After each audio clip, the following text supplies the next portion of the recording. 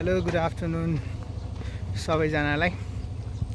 आज चाहिँ हामी म र रमेश सर दिपाङ तालमा जाँदैछौँ र रमेश सर बाइक स्टार्ट गर्दै हुनुहुन्छ र हामी दिपाङ ताल पुगेर तपाईँहरूलाई आज कताबाट जाने हामी देखाउँछौँ। सबैजना भिडियो पुरा हेर्नु होला। ल आऊ रमेश सर। ल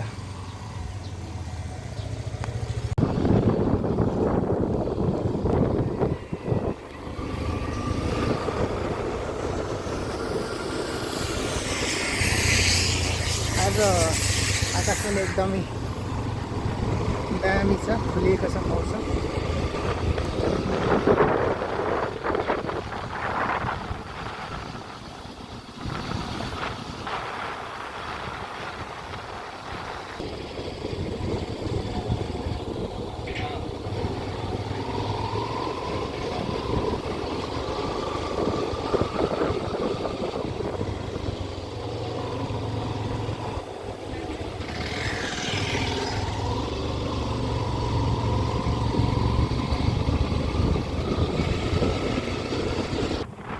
यसरी यो बाटोमा यस्तो राख्नु चाहिँ नहुने हो। यो के हो यस्तो, यो बाटोमा यस्तो राख्नु हुँदैन है, यसले दुर्घटना गराउँछ।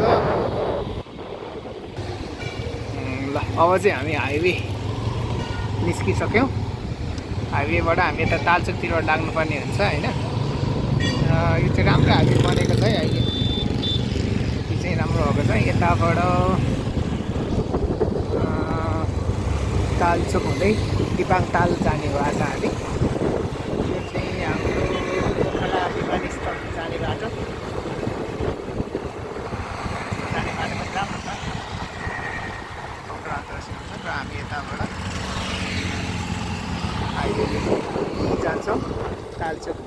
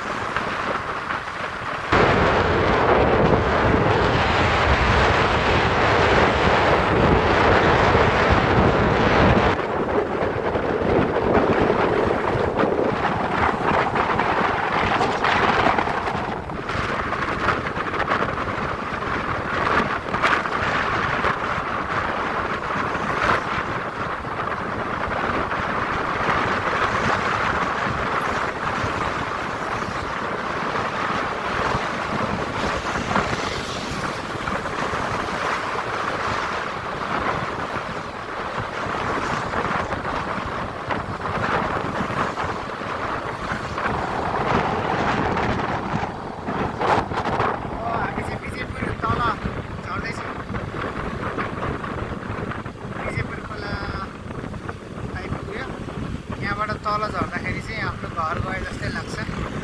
यो तल झर्दाखेरि चाहिँ मलाई घर जाँदा फिल आउँछ। धेरै पछि बाइकमा यता आएर होला छुट्टै रमाइलो लागिरहेको छ। आज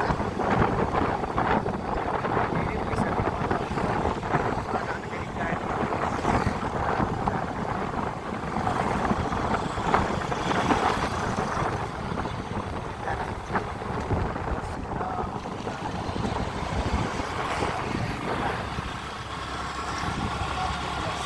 सेतो पानी बगेको छ खोलामा।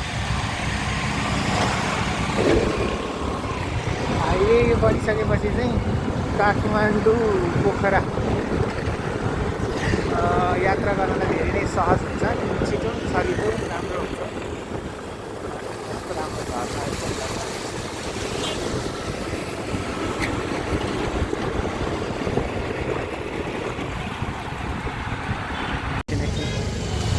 हामी चाहिँ फर्स्ट ब्रेक है, हाम्रो ब्रेक त होइन एकैछिन के भयो त्यसको लागि मलाई सरले रोक्नु भन्नुभयो। ए हाम्रो यहाँ आछि परेछ नि त। यो चाहिँ विजयपुरको पेट्रोल पम्प। के भयो रमेश सर?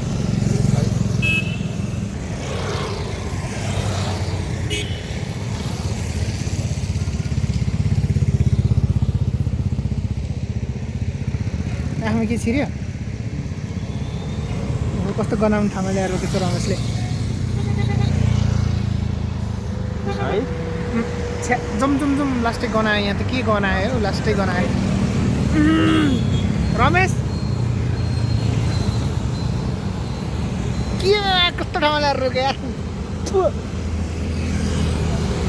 लास्टै गनाउने ठाउँमा ल्याएर रोक्नु हो यहाँ रमेश सरले। मलाई एकदमै अनबियरेबल गनाइरह, लास्टै गनाइरह।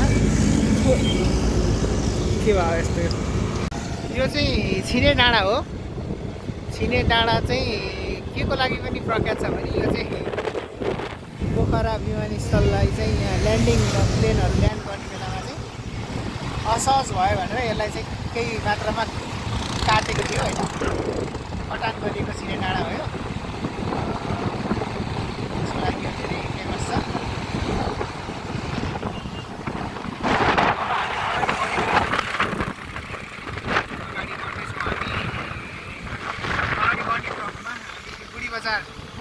आसपास आइपुगेछौँ। अब यहाँबाट लगभग 5 किलोमिटर जति 6 किलोमिटर जति होला नेपाङताल। Turn left onto Shishua Road, then turn right to stay on Shishua Road.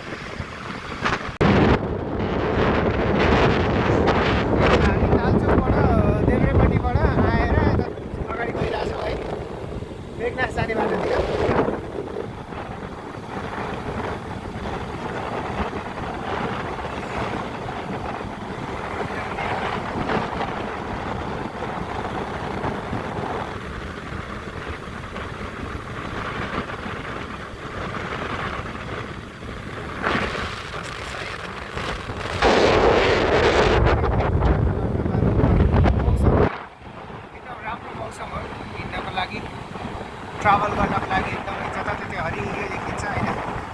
अब हरियो देखेपछि मजा आउँछ। इलेक्ट्रिक गाडीहरू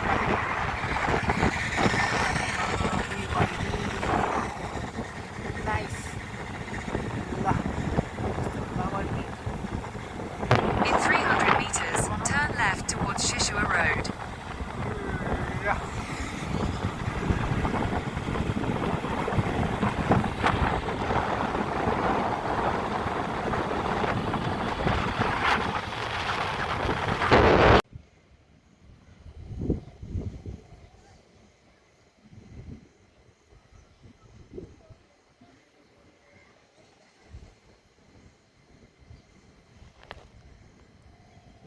यहाँ देखिएको यो दृश्य चाहिँ बेगनास ताल हो।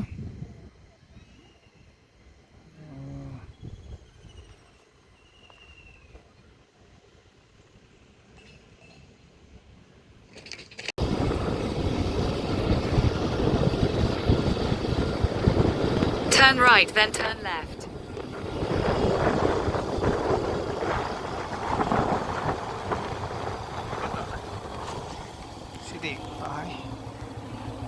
Turn left. In 300 meters, turn left. Okay. एकचोटि फेरि बन्दै गर्नुपर्ने भयो। खै यहाँ त साधारण उल्टी देखाएर सिधै देखाएन सर।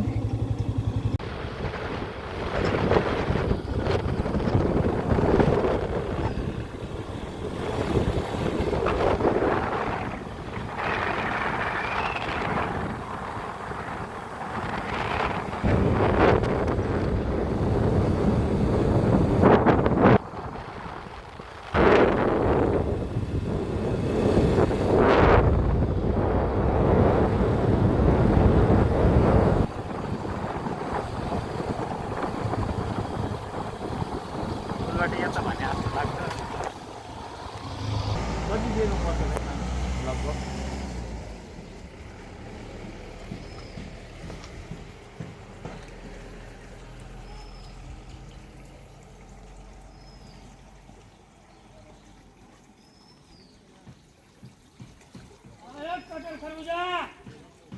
ओ यो एउटा लामो त कस्तो माछा रहेछ है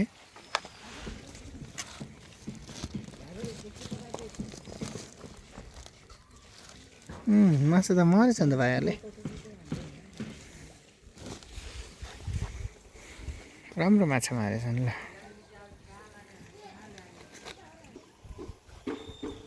कति यो गोटालाई गोटाको 260 हो त्यो पिसको 50 हो मिलाएर कतिमा दिनुहुन्छ मिलाएर 250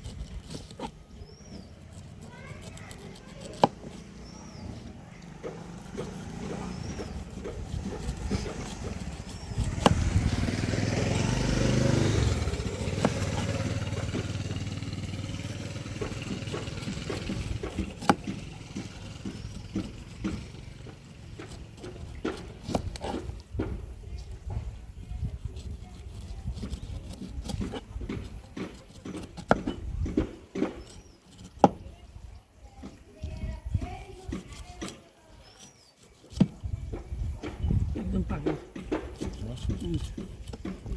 बोक्रा हेर्ने काँचो छ पाके छ कि त्यो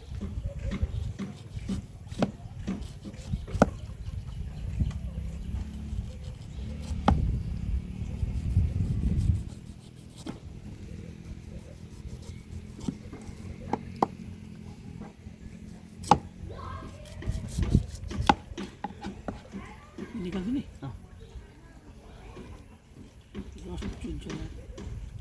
मेरो निकाल्छ कसरी ए निकालेर सोको लागि हो हो र यो बेच्नेलाई देखाउनेको लागि राम्रो बनाउनु होइन होइन त्यही पनि यो त मिठो हुँदैन कस्तो मिठो त भइहाल्छ रस चाहिँ पुरै चुइन्छ है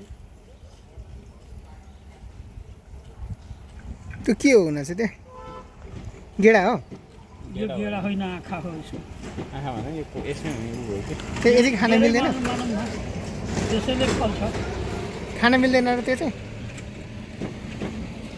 मान्छेहरू खान्छ खाइरहेको छु म तर खासै राम्रो हुँदैन कि स्वाद ल हामी चाहिँ पहिला मैदी तालतिर जाँदैछौँ पहिला सुरु है मैदी र दिपाङ आज दुइटै ताल घुम्ने भनेर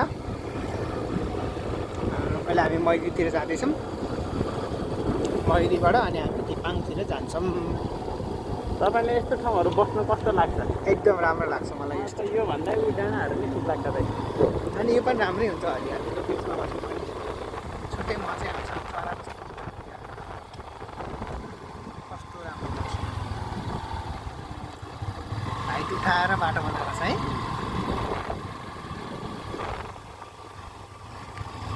ग्रिनरी ग्रिनरी एभ्रिवेयर ग्रिनरीको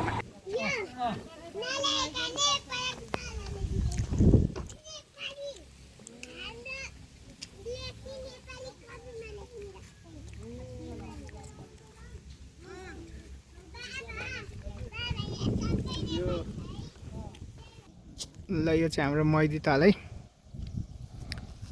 मैदी ताल विथ रमेश जोशी खिवन यहाँ त बुझिन्छ होला है है मैदी ताल चाहिँ यही छ है त्यस्तो धेरै एक्सपेक्टेसन ठुलो केही पनि छैन एक्सपेक्टेसन चाहिँ हाम्रो अलिकति चिटिक्क परेको ताल मिठो ताल अब राम्रो छ ताल है 7 तालको बाटिका भनेर चिनिन्छ क्या पोखरालाई बुझ्यो 7 तालको बाटिका त्यो भनेको 7 वटा ताल छन् दिपाङ मैदी स्यार्खु खास्टे फेवा रूपा बेगनास 7 वटा अझै छन् होला अझै होला नि 85 छ 85 पनि छ स्याखु भनिसक्नुभयो स्यार्खु स्यार्खु भनिसक्नुभयो स्यार्खु के खास्टे अरे दिपाङ मैदी स्यार्खु खास्टे मै बडुवा हुन स्यार्खु ओढाएर 85 गयो भन्ने एउटा छ नि यो तालहरू याद गर्ने त्यसै चाहिँ होइन मैले चाहिँ स्यार्खु खास्टे ल जाउँ ल ठिक छ त्यो अहिले यहीँ ल यस्तै छ है त भिडियो के अरे यो ताल यस्तै छ उतातिर उयो मैदी ताल घुमिसकेर हामी फेरि अब दिपाङतिर लागिरहेका छौँ दिपाङ ताल जाने बाटो हो यो चाहिँ सिसुवा नेवा खल्ल नेवारहरूको केही हो यो नेवारहरूलाई चाहिँ भक्तपुरतिर चाहिँ नेवारहरूलाई चाहिँ हामी चाहिँ नेवार भन्छौँ है हरियालीको चाहिँ केही कमी छैन यतातिर एकदम राम्रो दृश्य छ nothing bits the greenery of this place Pokhara always beautiful place and we are now heading towards Dipang Lake. Greenery everywhere.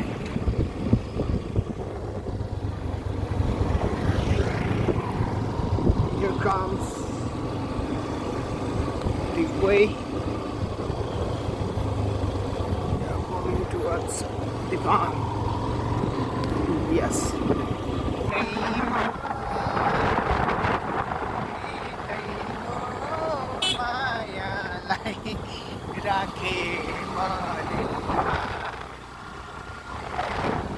Ramesh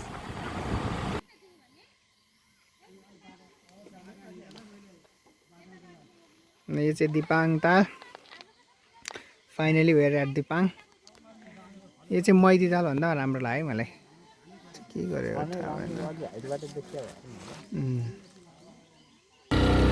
हामी चाहिँ अब दिपाङ ताल हामीले त यसो यहाँबाट दृश्य अवलोकन गऱ्यौँ र अब चाहिँ हामी माथि डाँडाबाट गर्नको लागि हामी डाँडा चढ्दैछौँ है त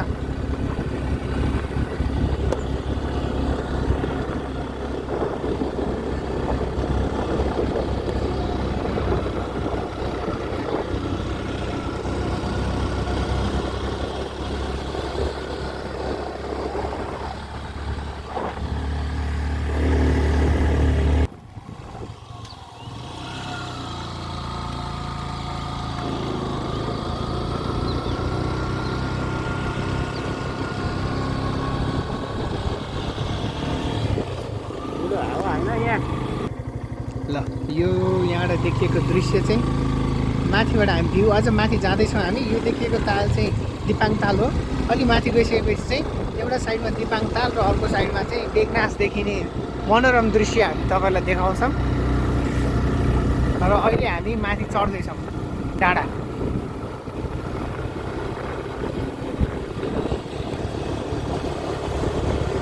अपिल अलिकति उकालो छ उकालो हामी चढ्दैछौँ यहाँ चाहिँ welcome to natural Nepal peak भनेर रहेछ ओहो ल अगाडि हेरौँ है रमेश के आइरहनु सक्छ यता चाहिँ राम्रो मन्दिर यस्तो रिजोर्टहरू पनि रहेछन् है तपाईँहरूलाई यदि होमस्टेको लागि बस्नुपर्ने छ भने चाहिँ यहाँ चाहिँ धेरै अप्सन्सहरू तपाईँले पाउन सक्नुहुने रहेछ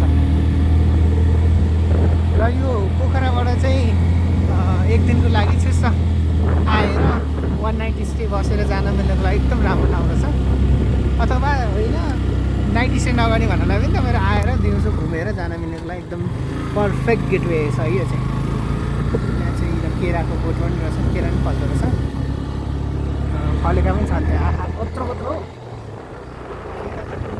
यस्तो राम्रो ल्यान्डस्केप छ है आमामा माइन्ड ब्लोइङ ल्यान्डस्केप छ है ल आउनु है तपाईँहरू घुम्नलाई